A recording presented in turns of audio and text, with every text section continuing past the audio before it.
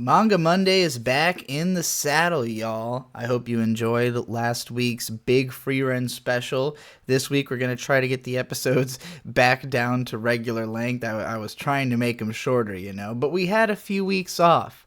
Honestly, I had too many other projects that I was interested in, and I did not end up reading manga.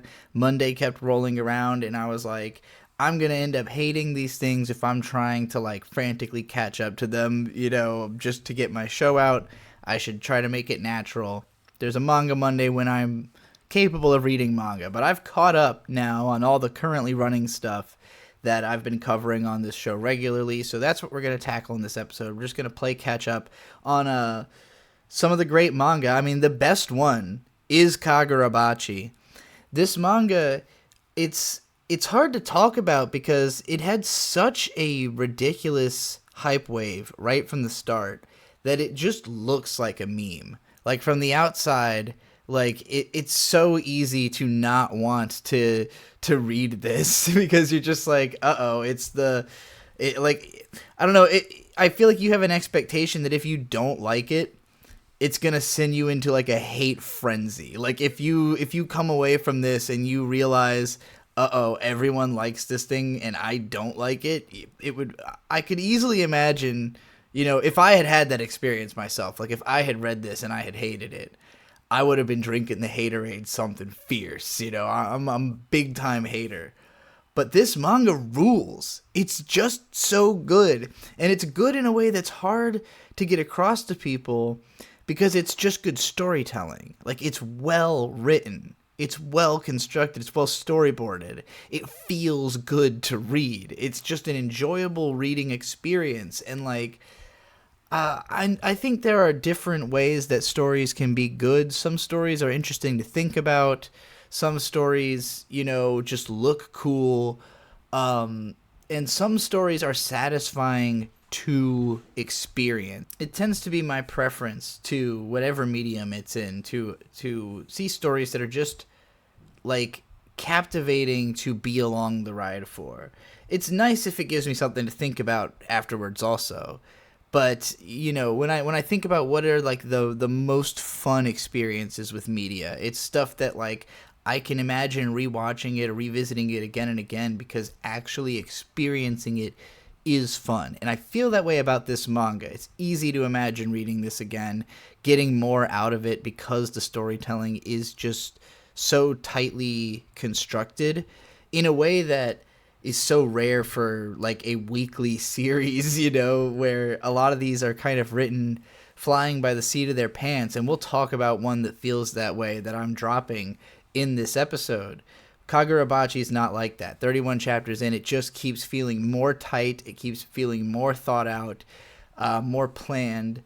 And this chapter 27 is the perfect example of that. So we've been setting up for this auction arc for, a few chapters now. We've been doing all this build up and it's finally about to pop off. Our main characters are all in place. We're going over who's the security detail, what's going on here.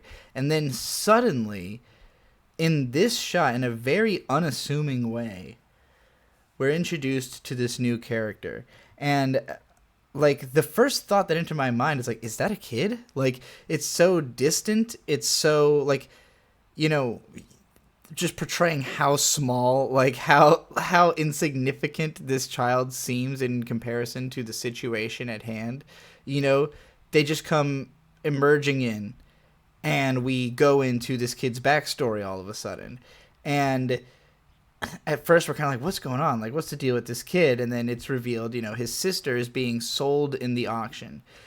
And so right away, we see this kid as, ridiculously brave. This is a small child who's walking into a den of the most hardened fucking badasses in the world and stabbing one of them in the arm when they get him by the neck, even though he's, crying in fear because he does understand how dangerous this situation is. He's just that brave. So immediately we're on the kid's side. And, of course, we know that our squad of good guys is, showing up. So, in the nick of time, it's not really a surprise that the kid gets saved. But the way this whole situation, it subverts the fact that, like, you know, we know the main characters are coming in. We don't completely know their plan yet. But instead of just another storm the gates, we killed a bunch of guys situation like we've already had, we introduce an entirely new character and an entirely new story that can then be interrupted by the continuation of the story that we're already in. So it's like, you know, we got interrupted, and then that story is interrupted to continue our story, but now these two stories are merged together, and it feels so tight as a way to kick off this arc.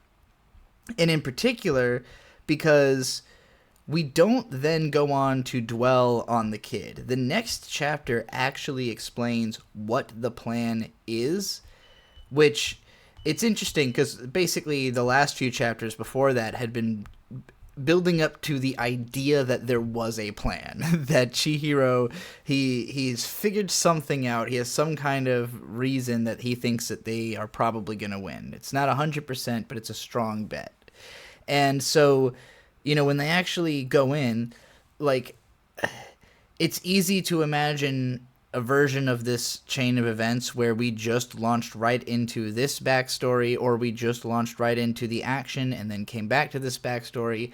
But just how surprising it was, to me at least, to introduce that story of the kid made this feel way more exciting. Like, because I suddenly felt like it's not going in the obvious direction. It's not like the plan has already gone a little bit afield of what it originally was before we even learn all of what the plan is.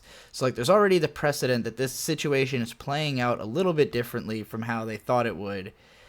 But, you know, once we actually learn what their plan is, we can see both how they think this should work, and also some aspects of what could go wrong, you know. And we also know that the villain knows about the fact that they might know this information. There's a lot of knowledge going around. All these wild, crazy perspective shots, you know, and there's basically three factions going to war in these chapters. You've got the Kamunabi government branch people who are trying to bid on the Shinichi sword. Then you've got, you know, Chihiro's team that's trying to steal it. And then, of course, the Yakuza people who already stole it, who are running the auction.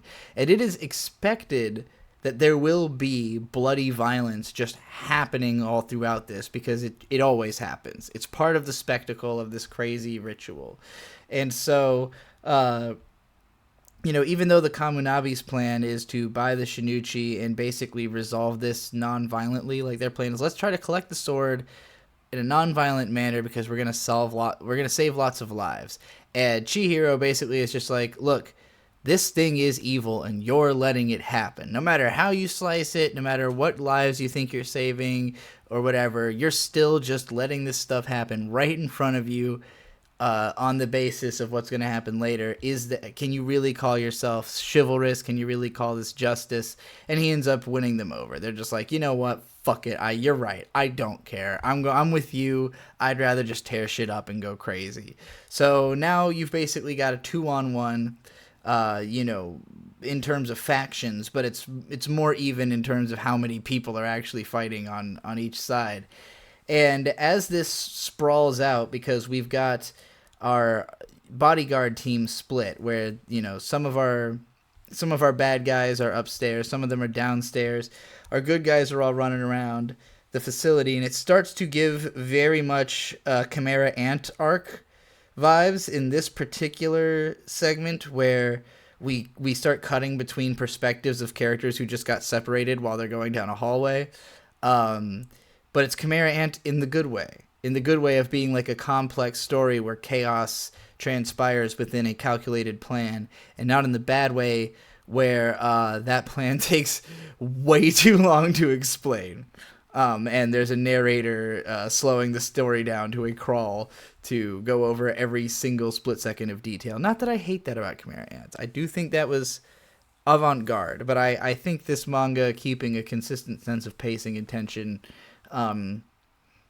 it's been more exciting. And we introduce this villain in a grand fashion as well. This is the guy who ordered the hit on Chihiro's dad. But I really have to address. Actually, I kind of skipped past this. I should have talked about this before I went to this chapter. Uh, the way that this character is introduced, because this struck me. Another just piece of the brilliant storytelling here. So Chihiro's been cutting through all these nameless mooks like they're nothing. And you've got this one shot where there's 4 guys that are all just kind of faceless. And he immediately chops through 3 of them, and he's coming at the 4th guy. But this guy suddenly blocks him and starts, deflecting him. And for a second, I was kind of like, whoa, like, is he like, who is this guy? Is this like a character? Like, I had to go back over a couple times, like, no, this is just some guy. But then the guy starts talking, and then Chihiro starts recognizing him. And then we see the tattoo, and that's like, oh shit, this guy's a real guy. This guy's meaningful, and it's only at the start of the next chapter we finally see his face. But it gives like a lot of dramatic weight to this introduction, that it's like this long, slow realization Chihiro's having that he just encountered like a serious opponent. This guy comes off incredibly threatening. He also is very much giving off Hisoka vibes, because he seems to have been... he says something to the effect of that he sowed a seed of hatred years ago and wanted to see what would come of it. And that's why he doesn't want to kill Chihiro, is that he's like trying to turn him into a badass in a similar kind of way to Hisoka, I think. They have some back and forth, and I think this was a really smart monkey wrench to throw into this plan, because kind of what sets Chihiro apart to me as a shonen hero is that he's a calculating character. He is not, dumb hero, rush in, try to save the day guy. Like, he will kind of do that, but he always takes a calculating approach. He's always very cool. He's emotional, but he never lets his emotions get the better of him until this scene. And it's so apparent just in his face and the way that his thoughts are expressed, where, his mind starts racing, he's worried about all kinds of different stuff, and there's a particularly strong moment here where, he's like, what's this guy after? What's he planning to do with me? Why is he doing this? Why is he doing this? And then he finally just belts out, why did you kill my father? Like, that's the real question at the heart of all of this, Why did you do this? Why did you take my happiness away? Why did you lock my emotions deep down inside of me? Why did you make me this calculated killer? And the answer is, basically, so you would do everything you're doing right now. You are giving me exactly the result I wanted, is what this guy basically says. And the chapter ends with, Chihiro being like, oh, all right then, I guess I'll just have to become exactly the badass you're expecting. And it seems like he's about to reveal a new power, so I'm excited about this. This has been pretty kick-ass. I feel like we've already gotten a lot of payoffs without even really starting the action we were expecting. Like, everything that we've been built up to is about like getting through this door, getting into this this special area, and now we've introduced this kid subplot. We've got this, the revengeance subplot has come to the forefront. We've got Chihiro being emotional. We've got the group getting split up, with the other blonde kid dealing with his family drama.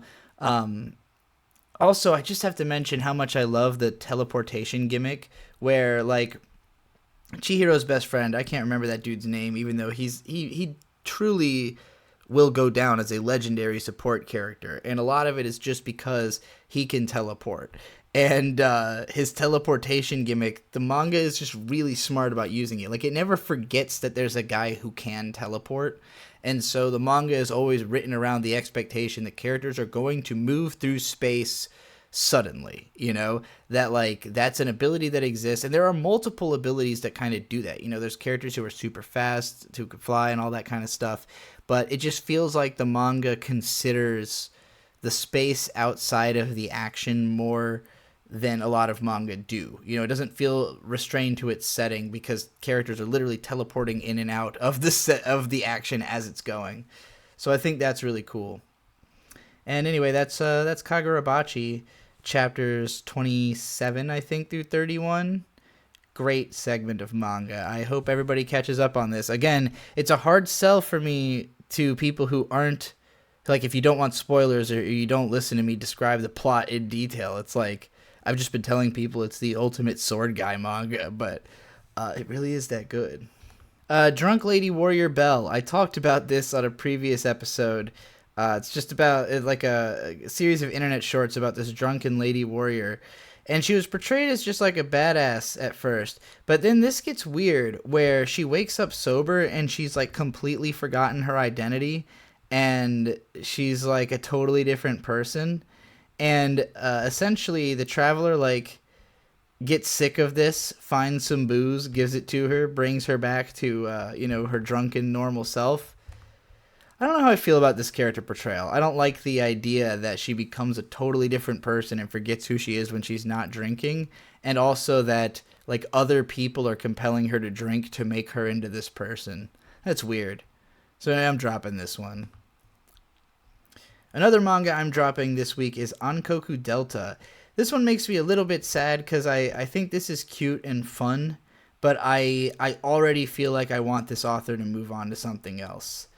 And, chapter 3 literally starts off with the main character, like, being bored of the way the story is going, essentially, wanting to do something else. So, whereas the first couple chapters of this focused on how these creatures from this other dimension, they drain the energy out of people who are, like, depressed or, full of negative emotions in our world, that theirs sort of is a layer on top of. And in this chapter, it's about how, well, if you don't want to, directly work on taking energy from people, what you can do is go to the human world and just inspire negativity. Just go over there, fuck with people, make things worse. And in the meanwhile, we also introduced this, like, big bad sort of villain character who's doing all these machinations in the human world, manipulating our society. This stuff all comes off pretty serious, and it's like a setup for a more, like a bigger story in the backdrop. It all seems fine. It's like a little bit generic sci-fi, but importantly, it's not really funny.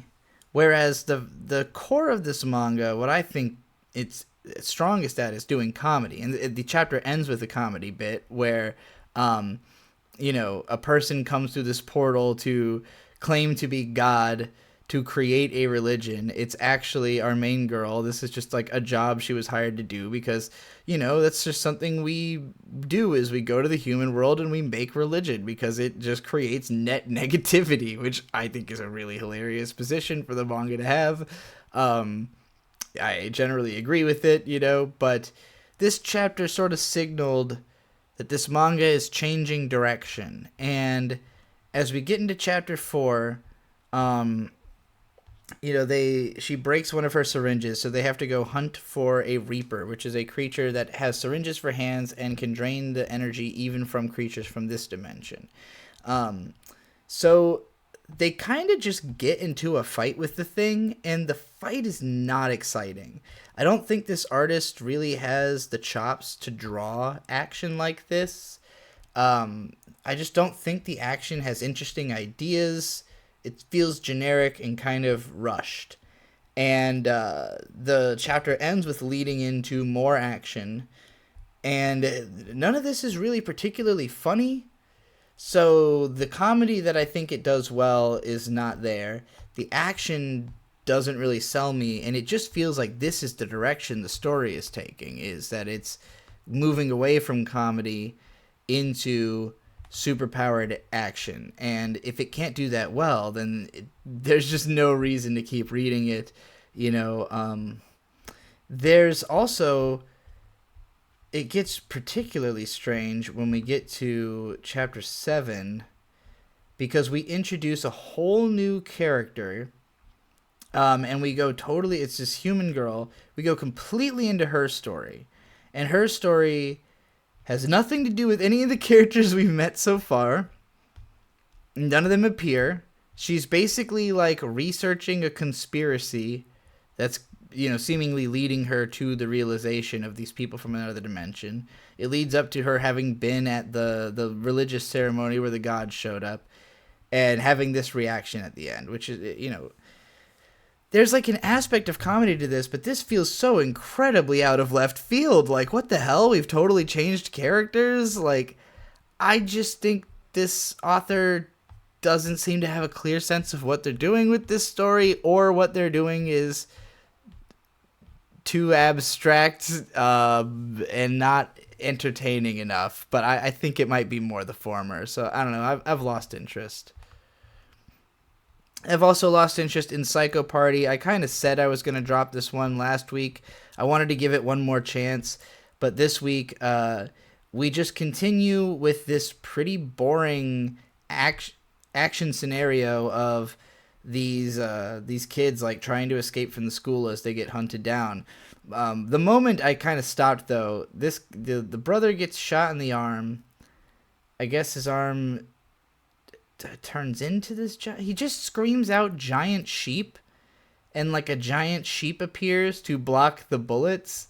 And something about just unironically like a panel where a guy's just shouting giant sheep as a giant sheep appears.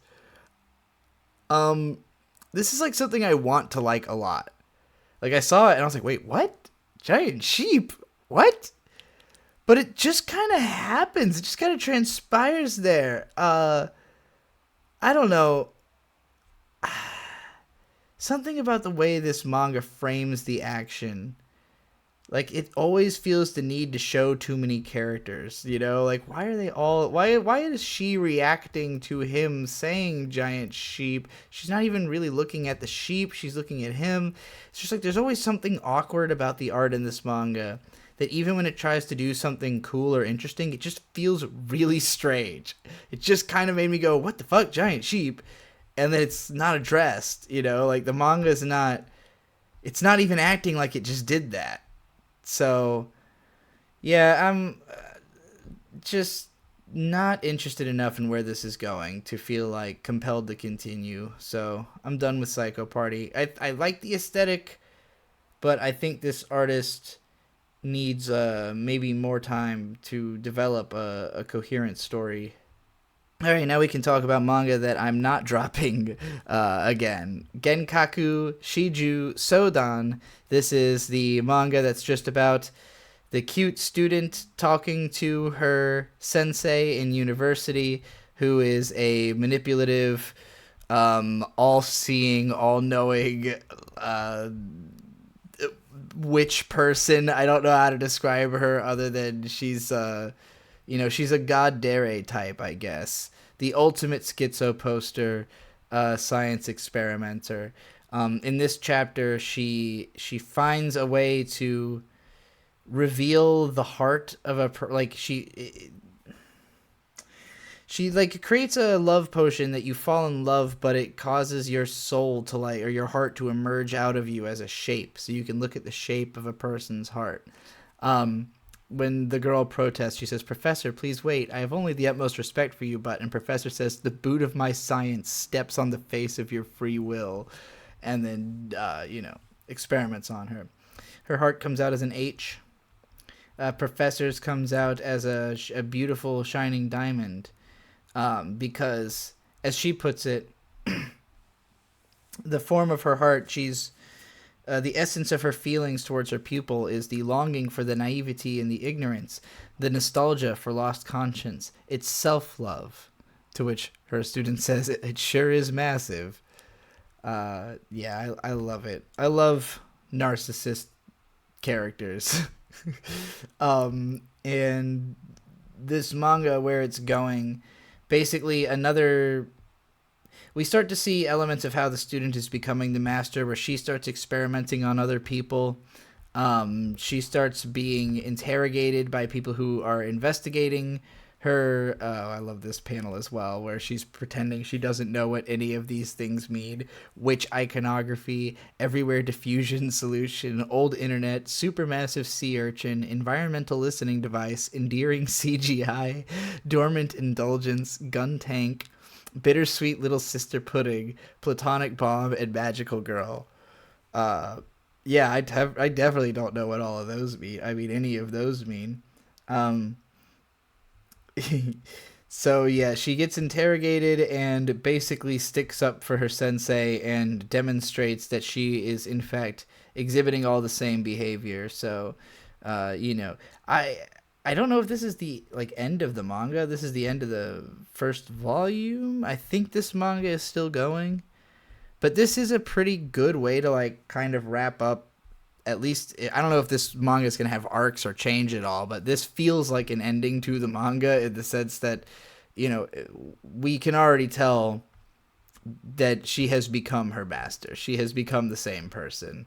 So, you know, there's nowhere to go from here except for them to team up and just become even worse together. Astro Baby continues to be a lot of fun, always a surprise, always weird. Shiro Moria is just one of my favorite comic artists. As of, you know, reading their work for the first time at the start of Manga Mondays when I covered Soloist in a Cage, which is a fantastic manga. Astro Baby, I'm happy to say, has become more baby focused as it's gone. It's truly leaning in on the baby element. I knew there would have to be more moms, more pregnant women showing up and being threatened eventually because it is a very clear theme of this manga. You know, just juxtaposing the cuteness of babies, you know, the continued existence of babies even in situations and of motherhood, even in situations that are dire or when they're surrounded by people who are rough, you know, like a lot of the comedy in this is like just the fact that it's all these big military guys who are like really serious about being good caretakers. So it's like for the first half of this chapter, you're basically reading a slice of life manga about a cute little daycare, but you know, the joke is it's also like a military encampment essentially. And they start to be infiltrated. So over the course of these few chapters, you know, as soon as they introduced a pregnant mom, you immediately start feeling tension in this story because you've already had so much trauma with pregnant mothers in this story.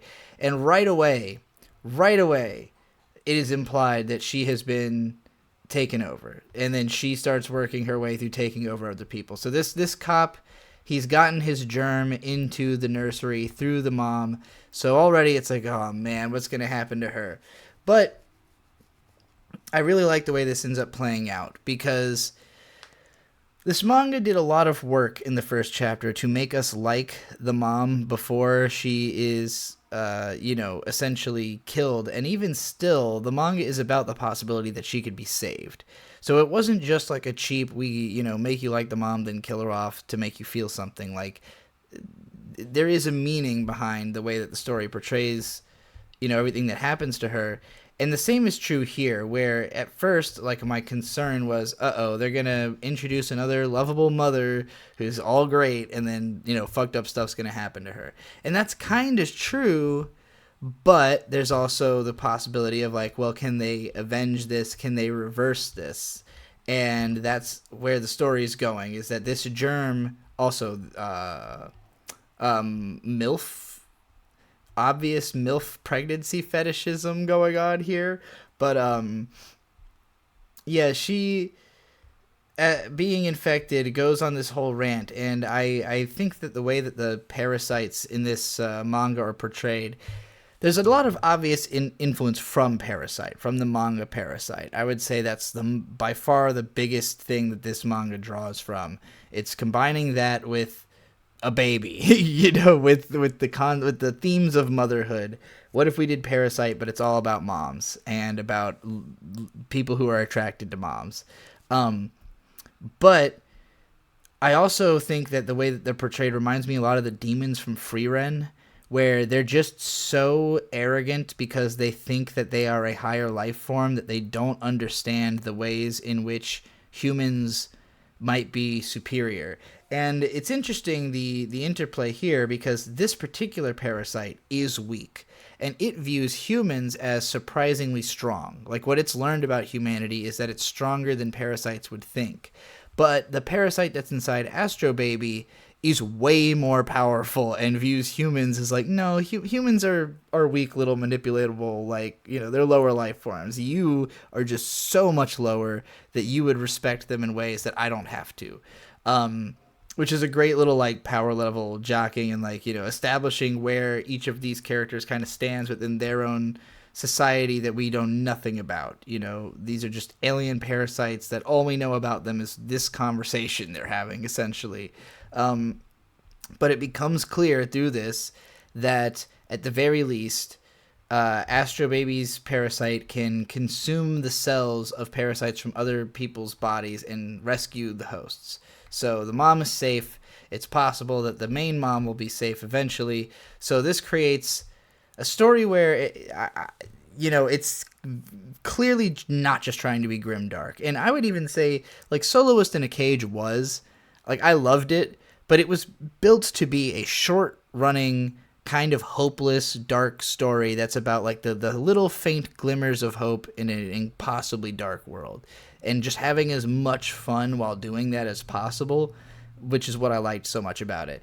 This manga is much more hopeful feeling, where, like, I still think very dark things will happen, but it's not trying to present the hopelessness of the situation. It's really trying to give particularly a message and an exploration about, I think, what it means to not just be a mother, but to be a baby. Like, what it means to experience the world as a human baby and to learn from a baby's perspective, and this alien creature that's inside the baby, like, it believes itself to be mature and to have perspective, on a higher level because it's better than so many of the other things in its species, but being limited to a baby's perspective, you have to wonder what this parasite is going to think differently as it grows up and evolves in its human body. And that's where I think the intrigue will come in. Famires Iko. This is another manga that's hard to describe the appeal of because it is just well written. Like, I guess I would call it a comedy. It is funny, but it's very dry. Very, very, very dry comedy. And it's very stoic. I want to call it a romantic comedy because there's a very, very clear bubbling romantic tension between its two protagonists, or I guess I should say protagonist and the guy that he likes at work. But, like, where we're at in the story right now, 3 chapters in, is basically this guy's life is boring. And I think he's going to realize that he would rather be hanging out with his interesting coworker than kind of being by himself. And there's also this whole subplot with the manga author and his assistant that, doesn't have an obvious connection to the main story. It kind of feels like there's just 2 stories about people who go to this cafe happening side by side. I don't think either of these guys is the assistant. I think, these are just totally separate stories, I'm pretty sure. So I don't really know what their connection's going to be, but this is just compelled by good dialogue, good structure, funny interactions, funny ways of framing moments, charismatic characters, and it's hard to break down how it's doing that. But if you read it, just the way the characters talk is not common. It's not commonplace to manga, but it feels real in a way that manga doesn't achieve very often. So to me, it's kind of elevated in that way. Ramen Akaneko. I didn't read, like, all of this to catch up. I just read, like, a couple chapters, but I enjoyed this chapter where these handsome guys who have opened a coffee shop next door come by, and they're really just being super polite about, like, inviting the cats to come check out their place, obviously hoping they're gonna like it, but they're almost being, like, weirdly polite. and then one of them's ringtone comes on, and it turns out it's a song that this girl cat had made when she was an idol back when she was like a teenager, which I guess was a long time ago. But it's like an obscure song, so she's like, what the fuck, are you guys like super fans or something? And so the whole thing turns out to be about how these guys are in fact super fans who just totally by coincidence happen to have opened a shop next door, but are like, you know, geeked about the fact that they're like trying not to seem like stalkers, but are as close as they could be, you know? So yeah, this is cute. I get this. I've had this type of interaction, so I appreciated it. Spider-Man Octopus Girl. I'm still thinking that this manga is probably wrapping up soon. It's the storytelling of this is very strange because the way it went about introducing all of its characters and elements, it feels like it wanted to do a lot more with them. Like there's just too many characters who aren't doing anything in the story anymore, who are just kind of hanging around. For me to not think that like there was supposed to be more to this at some point, or just the author has a lot more of all this world and characters in their head than what has been demonstrated in this story.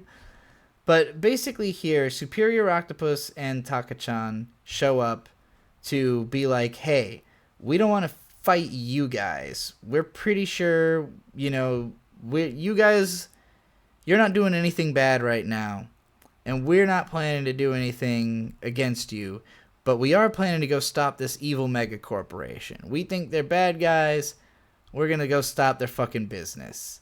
And meanwhile, our main girl, you know, makes some takoyaki and recognizes the friend. Like, her mom comes out and greets everyone. The scene is really cute. It's just really strange. Like, from a storytelling perspective, it's hard for me to describe what they're doing besides, like, trying to get through all these emotional beats and stuff as quickly as possible so that we can get through this arc, because I think this manga has to end soon. It like, kind of feels like a shame because it feels rushed. But it's always cute, and I don't want the story to be super long or anything. I just think this author, like, poured an unnecessary amount of heart into this story. Like, really just cared so much about these characters and gave so much life to them that it feels weird that they're trapped in, like, such a small, you know, weird little tie-in thing that was made because there was a Marvel's movie that bombed, you know, coming out. But anyway, there's this super tower that this evil mega corporation has, and there's a big fight in the skies where Superior Octopus and Taka-chan are, you know, trying to invade the tower.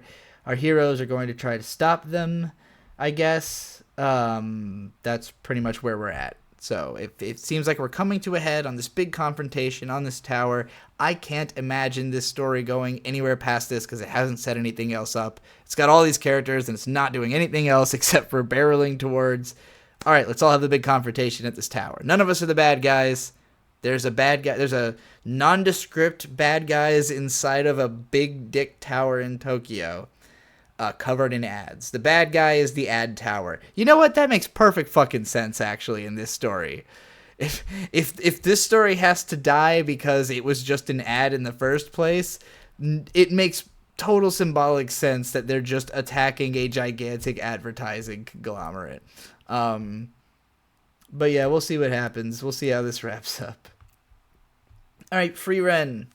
Since I just did that big old catch up on this last week, I saved it for last. This was honestly a pretty boring chapter of Frieren, and I'll say this translation, I appreciate that this exists. Obviously, I can't read Japanese, so any amount of translation I greatly appreciate, especially this person always notates they have to take care of their sick mother at home every day. They're just doing this for fun. But when I switched from the official translations to this one, it definitely hurt my ability to... I want to offer proofreading to services to this person because it just is very stiff. It feels very stiff. And in a chapter like this, where the characters are basically just dispensing information at one another, the stiff translation coupled with the already stiff dialogue makes it feel like lifeless. Just totally lifeless. Not, you know what? I shouldn't even blame the translator too much. I don't think that having better English dialogue would fix a lot of this problem. I do think just look, these characters are just standing around talking. Like, I don't even really know who either of these two are. Like, I don't think these are very well-established characters. I think she was one of the proctors for the exam. I don't remember this dude with the glasses at all. This conversation isn't particularly interesting. It's kind of just giving us a bunch of information that we're going to need to know. And then when we get back to our main characters, they are literally just dicking around in the city, having a conversation about how, like, they feel like they're being watched and that they're in the dead center of enemy territory. And then the conversations they have, they seem kind of aimless other than this is all set up. So, like, this chapter is the epitome of I needed to get all this information out here before I launch into my next chapter, so here you go type of writing, which is not great. And that lasts the first about 10, 11 pages.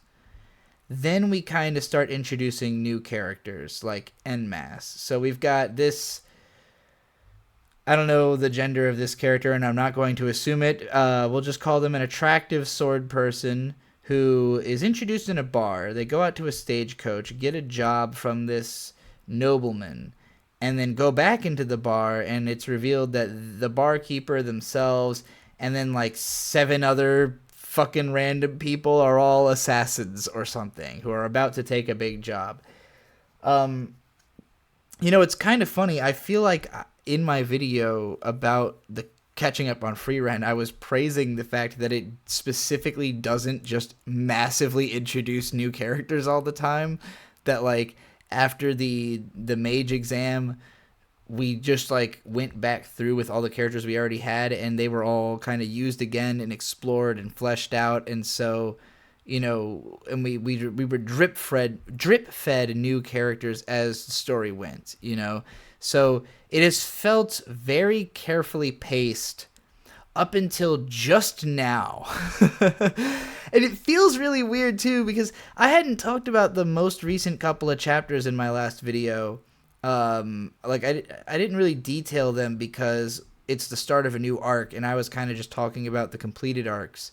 But this arc started with 2 of our very established characters from the first class mage exam, being teamed up, being reintroduced, having this big cool battle. And I remember these 2 chapters being really good.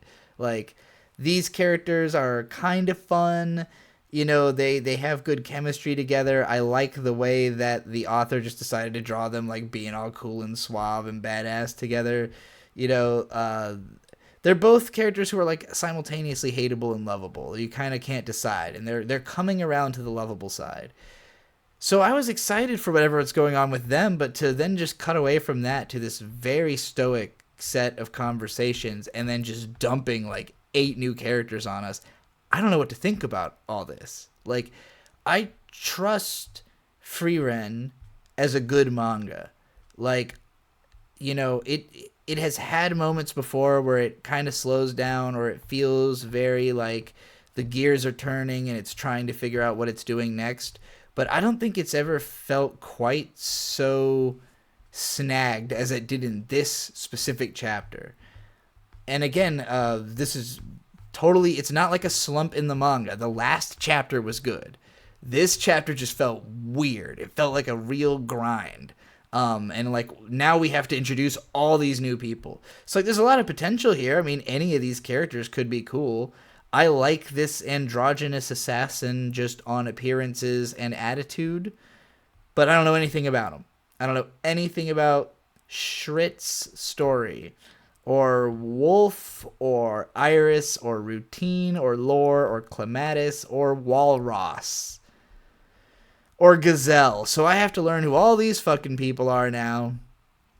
And, I just have to trust that it's going to be good. I just have to believe that the author is going to make me care about all these characters. So, I have faith, but this chapter tested it. That's all I can say about that. All right. That's it. That's Manga Monday. I hope you all enjoyed. Came out a little longer than I hoped, but, these manga are kind of exciting. Some of them are pretty cool. I mean, I talked about Kagurabachi for a long time because it's really good. Um, I think if Kagurabachi was as long as Frieren, I don't even think I'd be considering Frieren as good as Kagurabachi. It would have to stay good as much as Frieren has stayed good. But in terms of being like a manga that I just get fucking hyped to read, I do think Kagurabachi is even more hype, especially this week. But yeah, all right, that's it. Thanks again for listening. Manga forever.